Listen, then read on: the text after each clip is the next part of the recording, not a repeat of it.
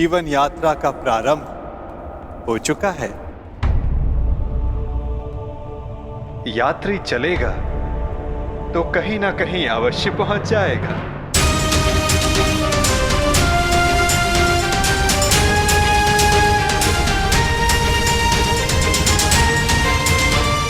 मुझे नहीं ज्ञात कि मेरा लक्ष्य क्या है, नहीं ज्ञात कि मैं संसार में क्यों आई हूं, नहीं ज्ञात कि मेरा जन्म क्यों हुआ। जिस यात्री को अपना लक्ष्य ही ना ज्ञात हो, वो कहां पहुंचेगा? क्या आपने आज तक किसी को मेरी अवस्था में देखा है? हाँ, प्रत्येक को देखा है। जीवन धारा के प्रवाह में प्रत्येक के समक्ष ऐसी परिस्थिति आती ही है।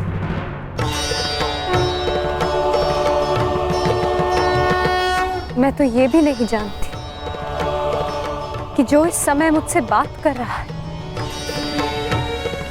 वो कौन है। मनुष्य का परिचय उसके कर्म होते हैं या किसी नहीं। नाम तो उसके स्थान, उसके वंश, उसके रूप के अनुसार रख दिए जाते हैं। परंतु तुम्हारी उत्सुकता को शांत करना भी आवश्यक है। तुम द्रुपद की द्रौपदी हो तो मैं वसुदेव का वासुदेव हूं। यदि शामल होने के कारण तुम कृष्णा हो तो मैं कृष्ण हूं।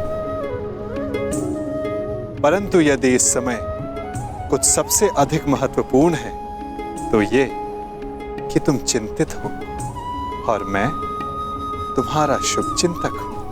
आपसे वार्तालाप करने का मेरे पास कोई कारण तो नहीं है, परंतु आपसे बात करके अच्छा लगता है।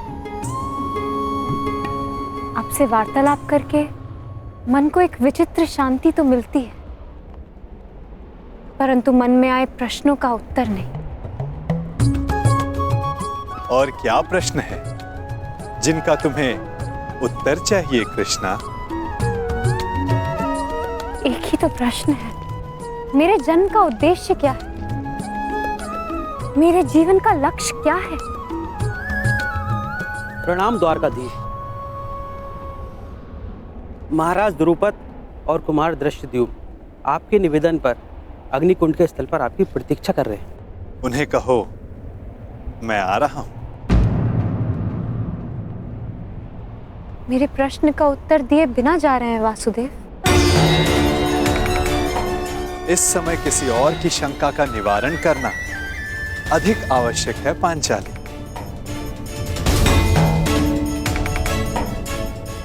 हो सकता है कि उस समाधान में तुम्हारे प्रश्नों का उत्तर भी तुम्हें मिल जाए।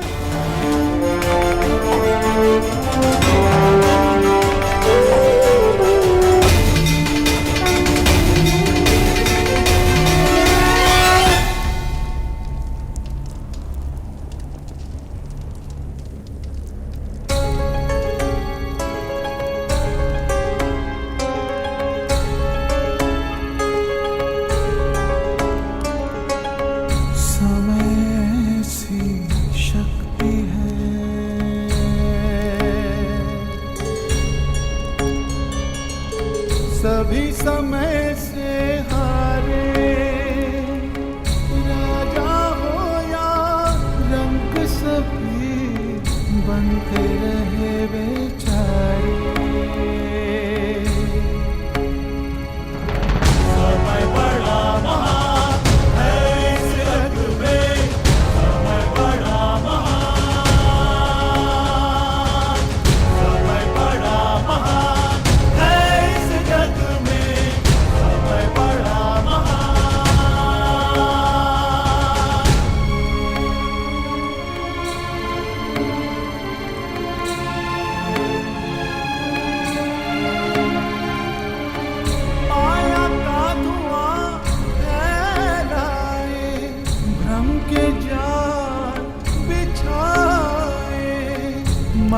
घृणा द्वेष भरे, फिर अपनों को लड़वाए। सही समय पे सत्य को लाए, झूठ को करे किनारे। राजा हो या रंक सभी बनते रहे बेचारे। समय बड़ा महान है इस जग में, समय बड़ा महान, समय बड़ा महान है इस जग में, समय बड़ा महान।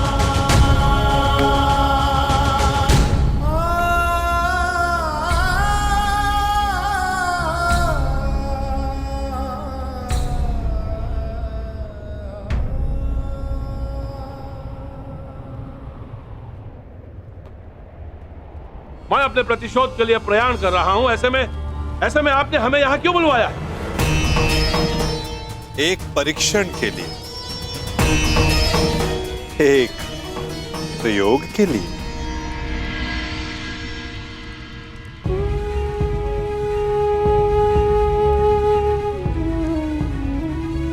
कैसा परीक्षण और यहां क्यों?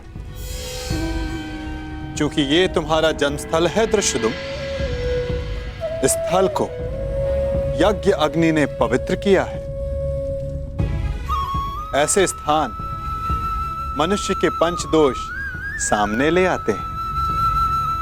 काम, क्रोध, मोह, लोभ, अहंकार। इन पंच दोषों की ऊर्जा ऐसे स्थान पर धूम्र में परिवर्तित हो जाती है, और ये धूम तुम्हारे दोषों का है द्रुपद कुमार। दोष जितना अधिक होगा, धूम्र उतना सघन होता जाएगा। मैं कुछ समझा नहीं वासुदेव। अपने पुत्र के लिए आपका मोह पांचाल नरेश, ये पहला दोष है। मुझे इस बात पर विश्वास नहीं।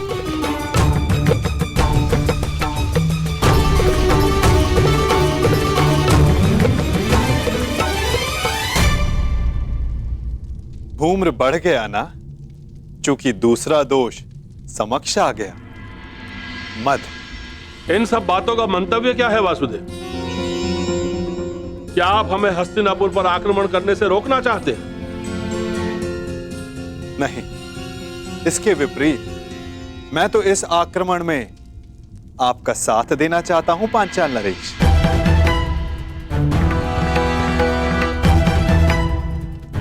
आप हमारा साथ दोगे?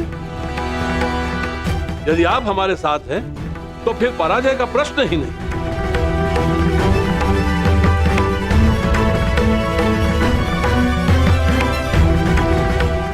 लोभ, तीसरा दोष। परंतु मैंने जो कहा, मेरा मंतव्य वही है पांचाल नरेश। मैं इस आक्रमण में आपके साथ रहूंगा, परंतु उससे पूर्व दृश्यदुम को मुझ पर एक प्रहार करना होगा।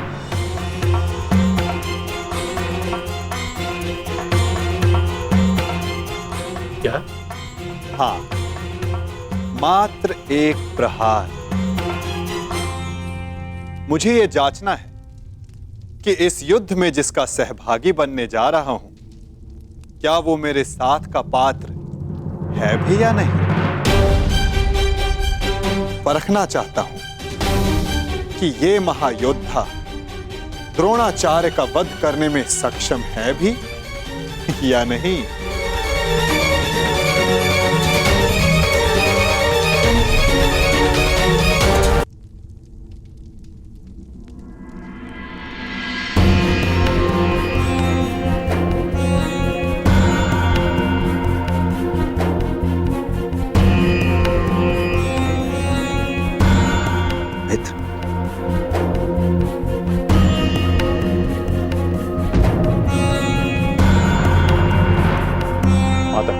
अंतिम संस्कार में मुझे सम्मिलित होने दिया, उसके लिए धन्यवाद। धन्यवाद कैसा कर्ण? मैं जानता हूं माता कुंती के साथ में तुम्हारा विशेष स्नेह था। और एक बात, तुम मेरे लिए मेरे भ्राता से कम नहीं हो मित्र। कल मेरे जीवन का सबसे बड़ा स्वप्न पूर्ण होने जा रहा है।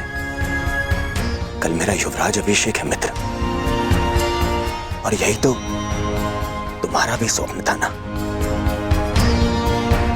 कर्ण, मैं जानता हूं तुम्हें लगता होगा कि जिस मार्ग पर चलकर मैंने ये मुकुट प्राप्त किया है वो उचित नहीं है। परंतु यदि तुम, मैं आ जाऊंगा। तुम्हारे अभिषेक के लिए मैं प्रस्तुत रहूंगा।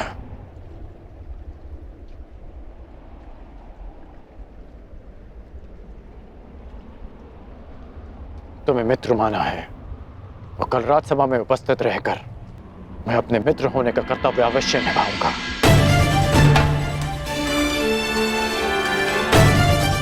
मैं जानता था मेरा ये मित्र मुझे कभी निराश नहीं करेगा।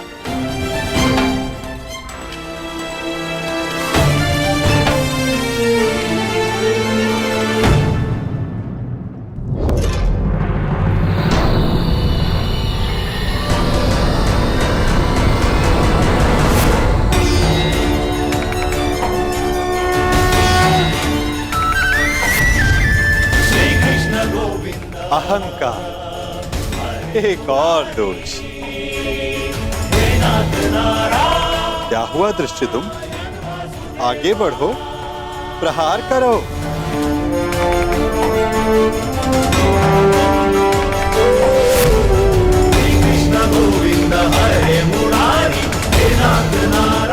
क्रोध अंतिम दोष।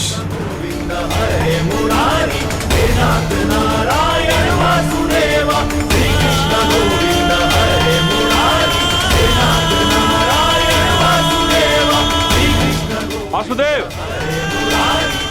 मैं आपका मंतव्य समझ गया। मेरा पुत्र अभी द्रोण से युद्ध करने के लिए तैयार नहीं है। अब ये माया समाप्त कीजिए वासुदेव।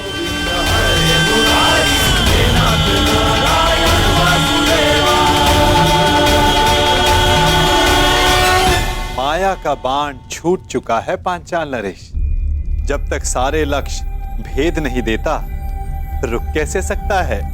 अब कौन सा लक्ष्य शेष है?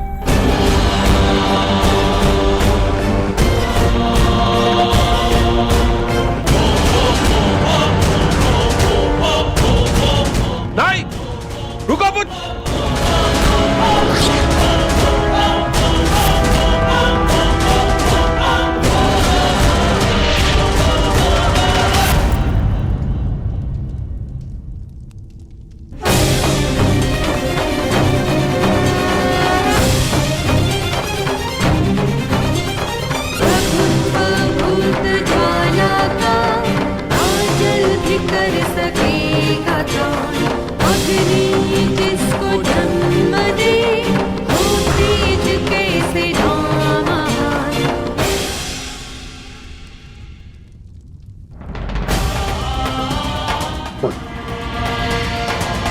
तुमने मेरे प्राणों की रक्षा की।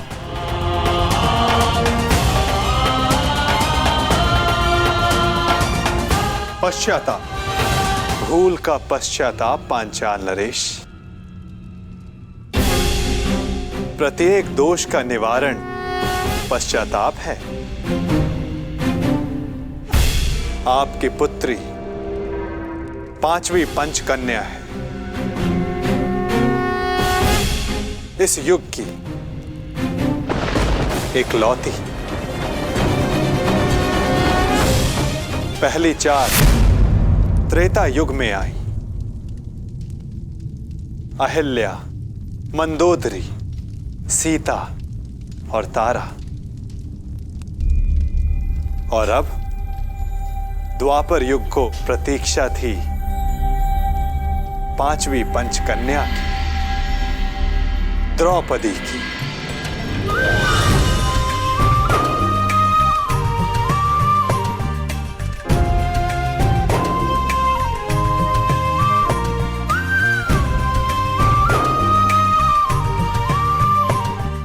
अब तुम्हारे प्रश्नों का उत्तर देने का समय आ गया है पांचाली।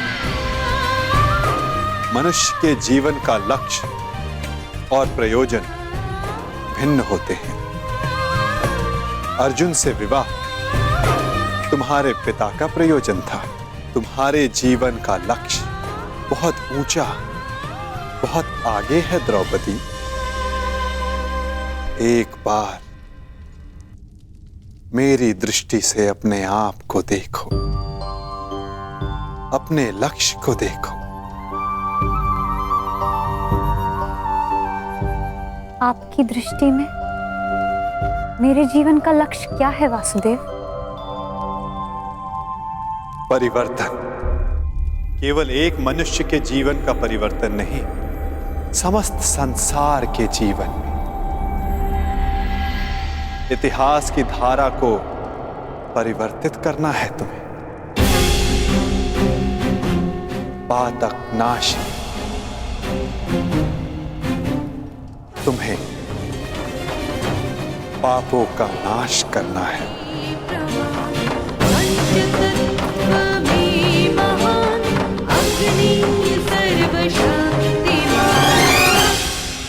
आपने मेरी आंखें खोल दी केशव। मैं सौभाग्यशाली हूं पुत्र कि मुझे द्रौपदी जैसी पुत्री प्राप्त हुई। वासुदेव, अब आप ही मेरा मार्गदर्शन कीजिए और मुझे बताइए मुझे आगे क्या करना है।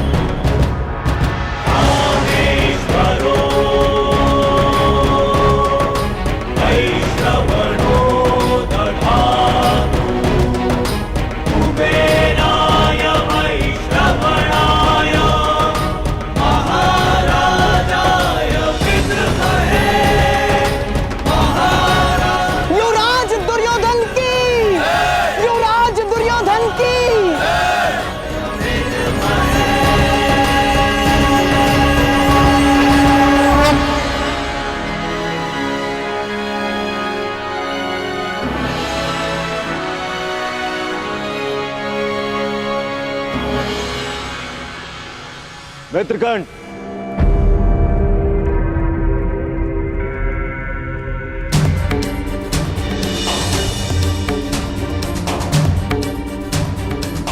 आज मैं बहुत प्रसन्न हूं मित्र,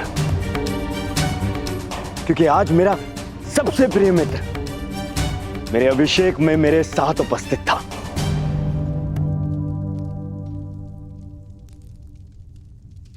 मैं यहां आया क्योंकि एक मित्र के अभिषेक में उपस्थित होना मेरा कर्तव्य था। तुम्हारा मित्र तुम्हें युवराज बने देखना चाहता था और उसकी अभिलाषा पूरी हुई, और हमारे साथ की अवधि भी। मैं सदा के लिए तुम्हारा साथ छोड़कर जा रहा हूं।